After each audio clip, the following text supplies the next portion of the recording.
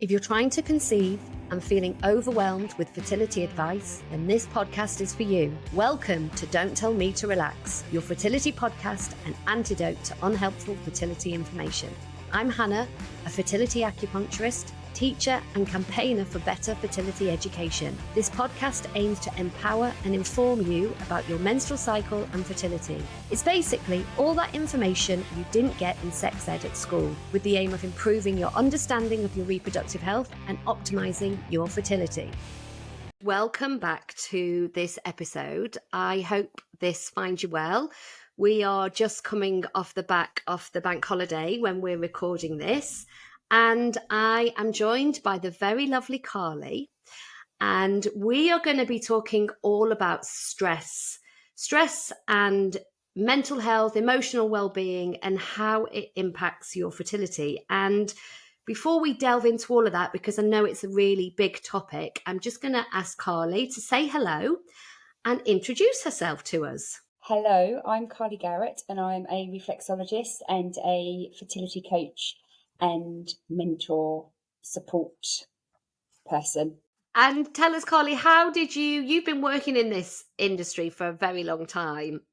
What brought you're a reflexologist, aren't you? And, you work in our team as a fertility coach, and you've done two great courses that we're going to go into in a bit more detail in a minute. But what sort of brought you into this field?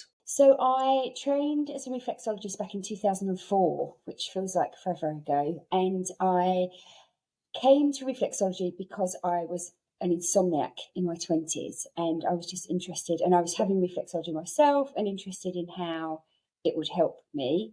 And I fell in love with it. My first weekend of training, I knew that was what I wanted to do. I was working in the city at the time, and it just developed from there. So I then went on and did some pregnancy training. It was my first training outside of the main course, which had a bit of preconception care in there. And that was what I loved doing. So I then went on and pretty much completely went down the fertility route. And so trained as a reflexologist. And then wanting to get the mind involved, the more time that I spent, I love working with the reflexology and with clients' feet, but the more work I was doing, the more I wanted to get the mind involved. So I went on and trained in the fertile body method, then other fertility training, other modalities that I brought into it, coaching, certification, freedom fertility formula, and that's just all come together now with the work that I do in clinic and online with my coaching clients. And for us, we've got two specific courses. Bespoke, I think, is the word that I'm going to use because that sounds really posh. So you have created two bespoke courses for us. One around supporting people during the 2-week wait, and one that we're just launching this week, or it'll be last week by the time this goes out, which is called the Pocket Hug, which I just think is the loveliest name. And do you want to just tell us a little bit about what those courses are and what's involved in those courses?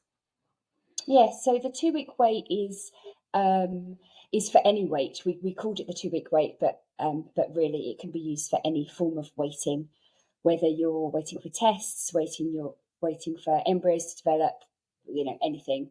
And that has a little bit of a coaching element to it. So we are thinking ahead of how you want to be feeling in that wait and what things that we can put into place.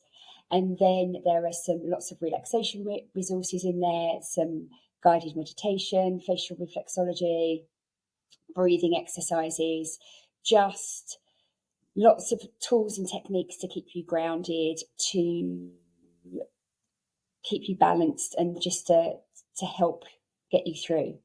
And that is, one of the reasons that we kind of joined forces was because, this idea around sort of stress and the emotional turmoil that comes with fertility is something that we see so much in clinic. And it's, I'm always trying to think about ways that we can support people in as many ways as possible, because I guess it's great when people come into clinic, and you know this because you work with clients one-to-one as well, when people come into clinic and they have acupuncture or they have reflexology, you can really see the change from when someone comes in to when somebody leaves, in that they kind of like, their stress and their cortisol leaves their body, and they leave in such a relaxed frame of mind. And people always say, oh, they had a really good night's sleep, or they felt so much lighter, they felt so much better.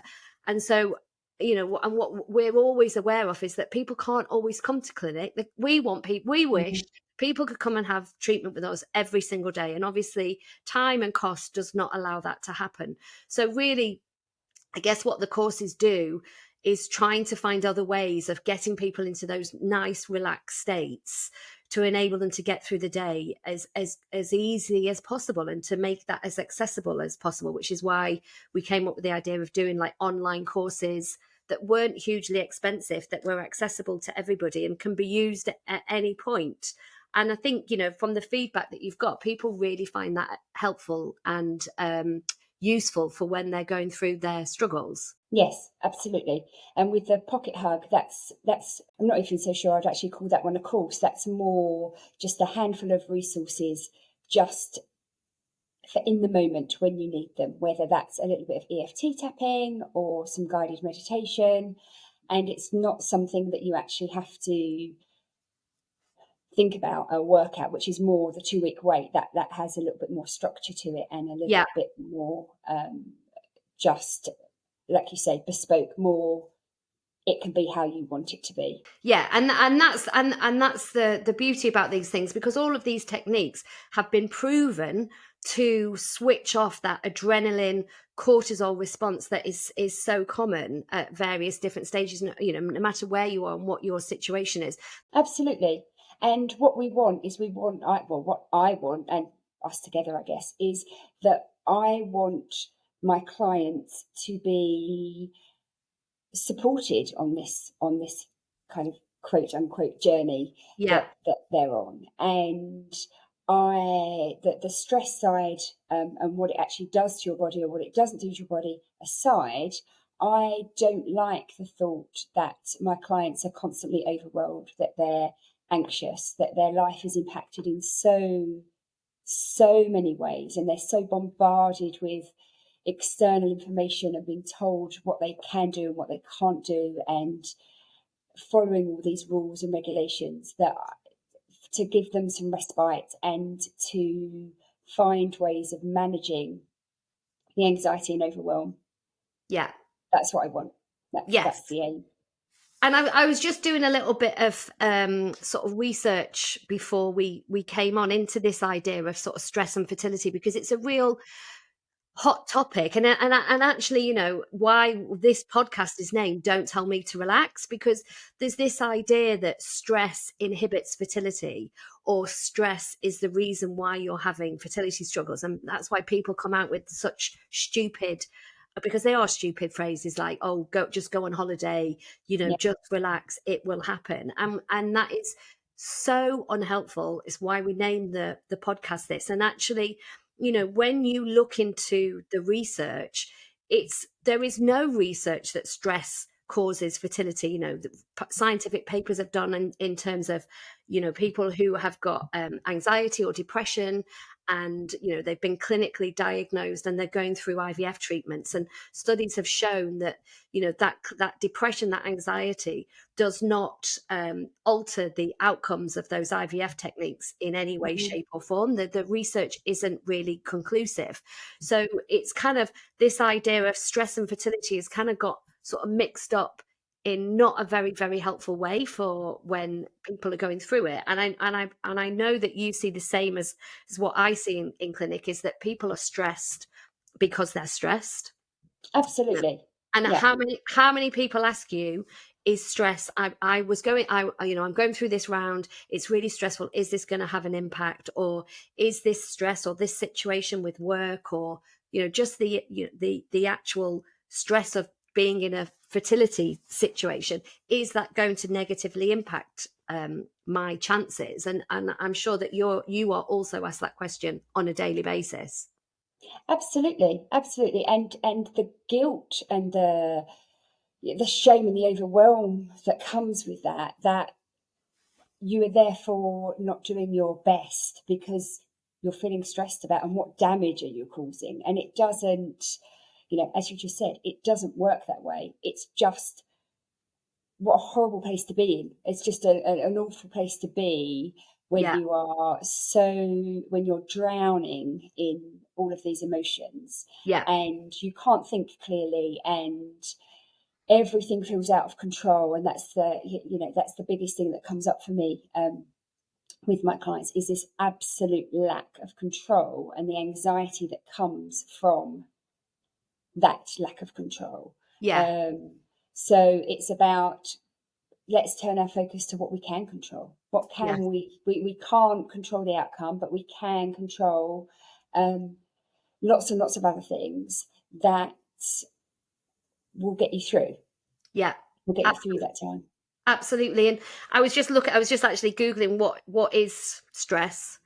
And it's defined as a state of worry or mental tension caused by a difficult situation. And I would say that wherever you are in the fertility journey, or going through fertility struggles, wherever you are, it is one of the most stressful situations you can ever go through in life. I would say it's up there with death, divorce, fertility struggles. It is stressful. And so acknowledging the stress and saying this is stressful, I think is kind of the first place. So and the thing that I see, and I know you do too, is that so many things about fertility are in cycles.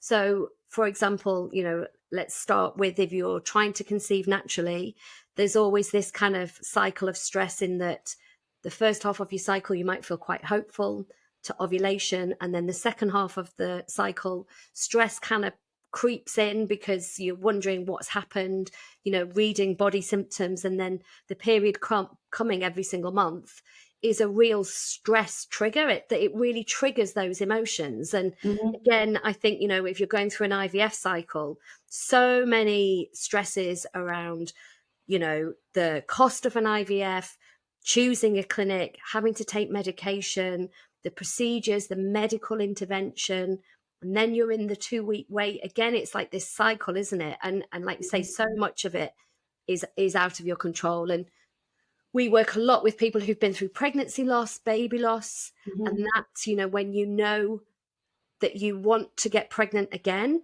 but you also are terrified that when you do get pregnant again, what do you do with that anxiety and that stress because you've previously been through loss? It is some of the most stressful things that you can absolutely face. And I always say that the first step is to acknowledge that it is stressful, and that stress is not going to be the reason that you are struggling or that you have got problems.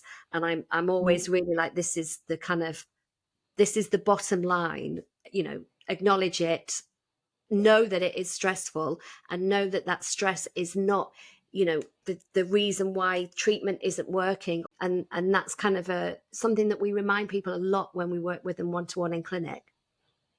Yeah, and it feels hard because it is bloody hard. It's as simple as that. And the pressure that women, mostly, I say women, but as couples, that you can put on yourself is huge. And the whole being, as I said earlier, being bombarded by what you should be doing, what you shouldn't be doing. You really need to look at that whole, everything has to be perfect, because it doesn't. And that by feeling everything has to be perfect, that's just layering on chucking in another layer of stress that is just making the whole situation worse. And the whole, I'm sure you have the same, but I have clients that come to me that's kind of like, I'm doing this, and they're rattling off all of these things, and it's exhausting, it's costly, it's stressful. A lot of them they probably don't even want to be doing in the first place. And so I do spend time with my clients kind of stripping things back. Your friend told you that their friend's friend did this and it worked. Is that the reason why you're doing it? Do you get any enjoyment out of it? Do you feel like it's benefiting you in any way? And just stripping things back, being aware of the the accounts you're following on social media. Are you following Instagram accounts that constantly make you feel crap about yourself? Because Yeah. there's a lot of stuff out there, and there's a lot of blaming and shaming, and you should be doing this, and it sometimes it just gets too much, and it's the overwhelm is just absolutely huge. Yeah. I can remember years ago, this must have been 10, 12 years ago, I had a client that said to me, Kylie, I've read that I can't eat cheese. And I only have one tiny piece of cheese each day, but I love it. And what do you think? Should I cut out the cheese? And I'm kind of, keep the cheese. Do not cut the cheese out. If that brings you some joy, and but the just to see her and the worry that she was actually causing, if you've got lactose intolerance, or if you have allergies or so forth, or probably some other reasons, maybe you shouldn't. But 9 times out of 10, if not more, keep the cheese. If that makes you happy, if that brings joy to your life. Yeah. It's just about bringing in these moments of joy where you can, to try and quieten that internal voice. Yes. And try and quieten the external voices that are constantly bombarding you. Yes, because another thing that I looked up today as well was 90% of people struggling with fertility experience emotional depression, anxiety. There is a real, very clear knock-on effect from struggling with your fertility and your mental health.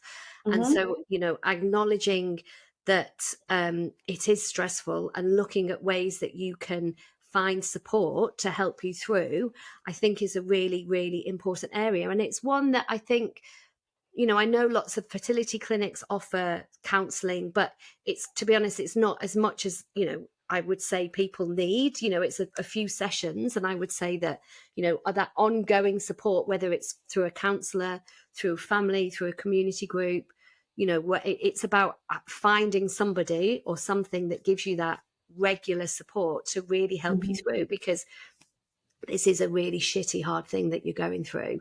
And looking at ways you can support yourself is a really important part of that kind of, we talk a lot, don't we, about preparing for pregnancy. We talk a lot about nutrition. We talk a lot about sleep, exercise. We look at all the things that we know can be really positive for your health, and therefore by extension of your health be positive for your fertility.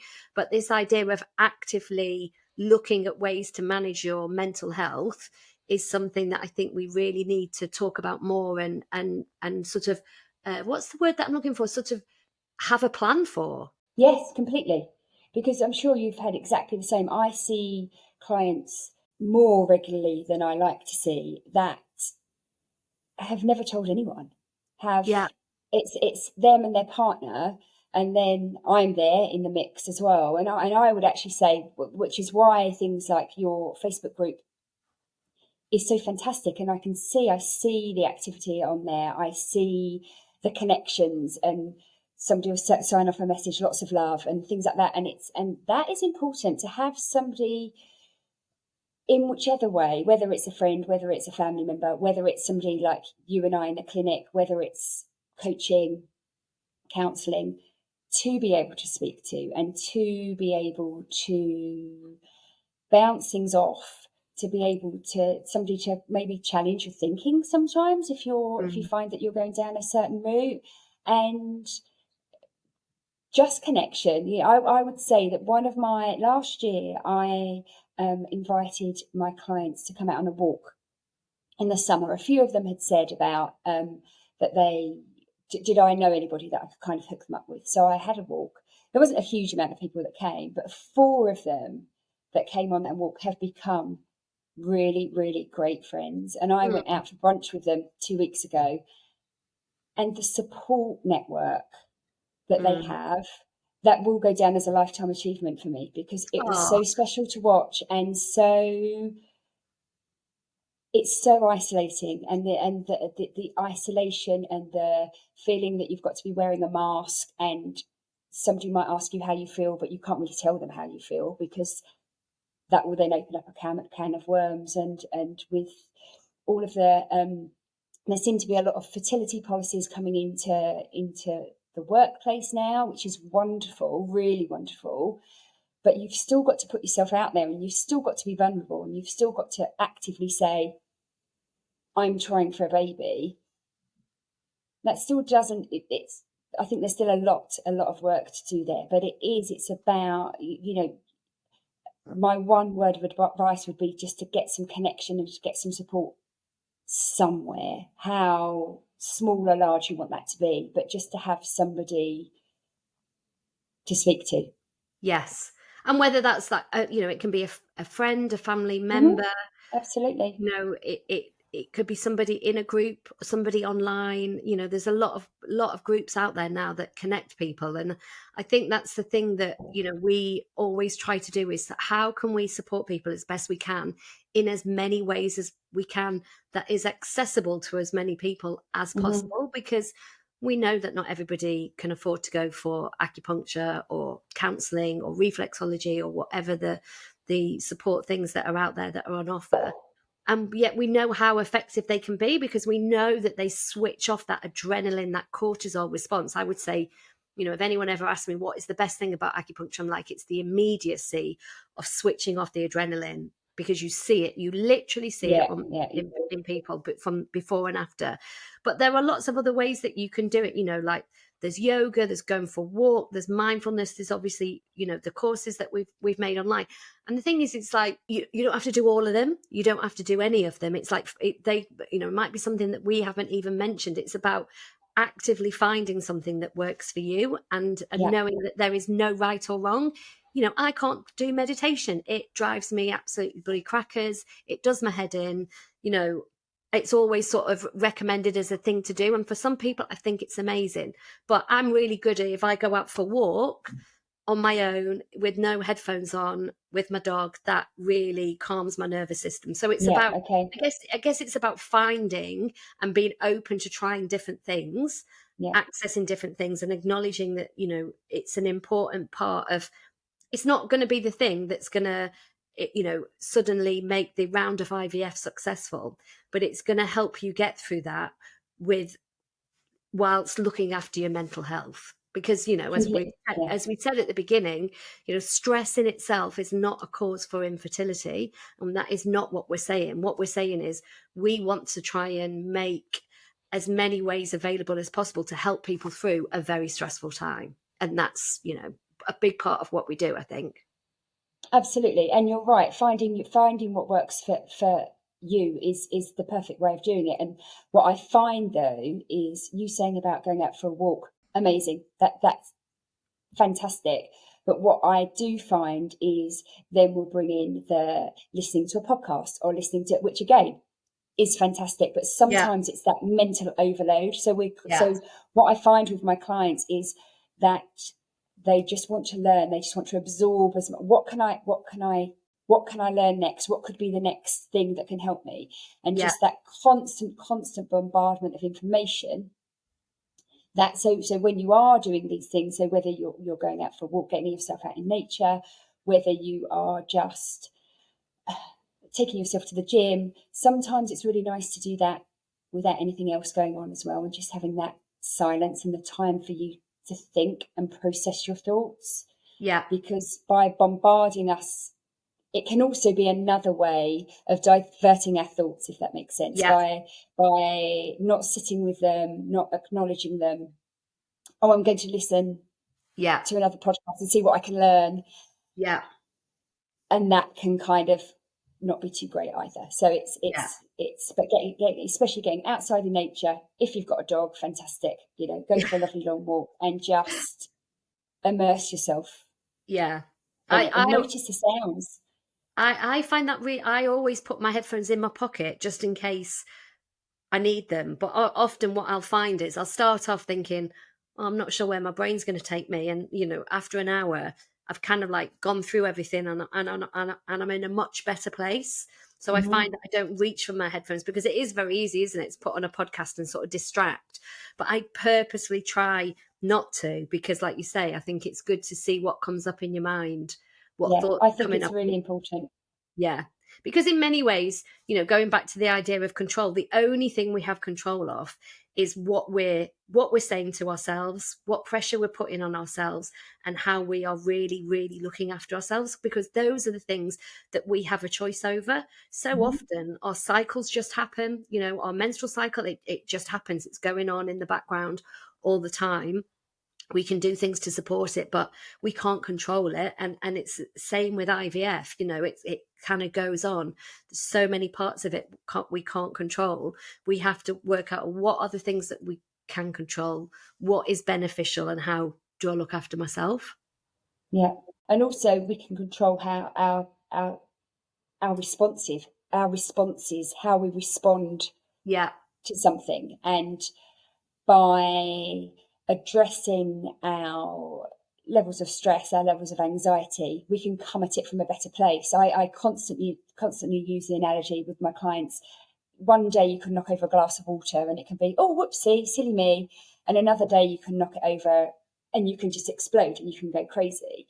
And that is generally coming from where you are at that moment in time, in that place. And if we can work on that and keep bringing you down to a steady level, then you are going to respond better. So therefore you are going to make better choices. Like you say, you can then, do I really want to be scrolling through Instagram for hours and hours looking at accounts that are just torturing me in some ways? Or could I be using that time better spent doing other things? Yeah. That will be nurturing my body, that will be nurturing my mind, that will bring me joy. Yes. And I find that so many, joy is such a big thing that gets lost in all of this, because for a multitude of reasons. But I had, again, years ago, but I had a client who, this was when I used to do mobile treatments, and she had a cello in her living room. And I said to her, do you play? And she said, no, I don't. I just can't bring myself to do it. And we chatted it through, and how would it feel to start playing again? And we left with me saying to her, if you do anything over the next week, please pick it up and play it again. Bring that joy and that creativity. Creativity resides in our womb, doesn't it? Bring that out. And the benefits of that are the benefits of doing something creative, getting outside in nature, doing something you love. Eat that piece of cake if you want to eat that piece of cake. Eat that piece of cheese.